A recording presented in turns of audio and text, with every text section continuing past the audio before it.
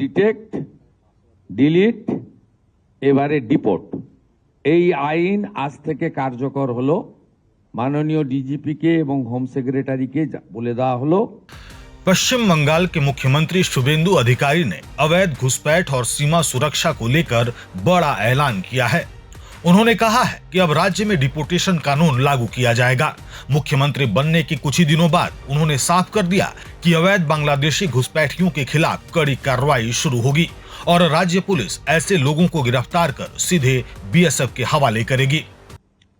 আমাদের ভারত সরকারের পক্ষ থেকে 14/5/2025 যারা অবৈধ বাংলাদেশি অনুপ্রবেশকারী তাদেরকে সরাসরি বিএসএফ এর হাতে হ্যান্ডওভার করার জন্য একটি নির্দেশিকা এবং তার সঙ্গে একটি আপনার অবৈধ অনুপ্রবেশকারীদেরকে হ্যান্ডওভারের আইন ভারত সরকারের পক্ষে under secretary government of India Pratap Singh Rawat পাঠিয়েছিলেন। ডেটটা আবার বলি, 14/5/2025, অর্থাৎ কার্যত 1 বছরেরও বেশি আগে। পশ্চিমবঙ্গের আগের সরকার তারা একদিকে শরণার্থীদের সিএএ দেওয়ার ক্ষেত্রে বিরোধিতা করেছে, অন্যদিকে এই গুরুত্বপূর্ণ সুযোগ বা আইন ভারত সরকার যেটা দিয়েছিলেন তাকে কাজে লাগেননি।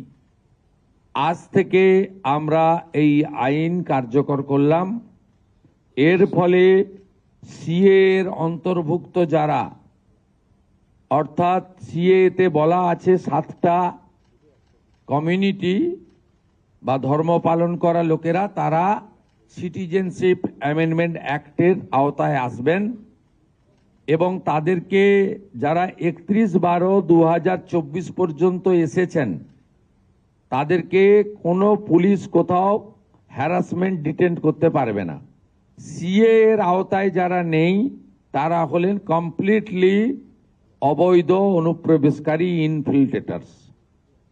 তাদেরকে সরাসরি রাজ্য পুলিশ গ্রেপ্তার করবে এবং ডিটেন্ট করবে এবং হ্যান্ডওভার করবে বিএসএফ এর হাতে, এবং বিএসএফ তারা বিডিআর এর সঙ্গে কথা বলে তাদেরকে ডিপোর্ট করার ব্যবস্থা করবে, অর্থাৎ ডিটেক্ট, ডিলিট, এবারে ডিপোর্ট, এই আইন আজ থেকে কার্যকর হলো।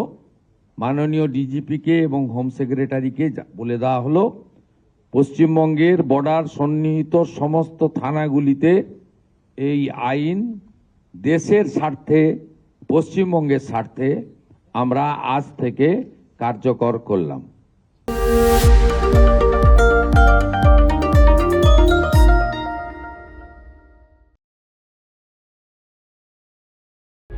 प्रभातखबर.com, विश्वास वही, रफ्तार नहीं।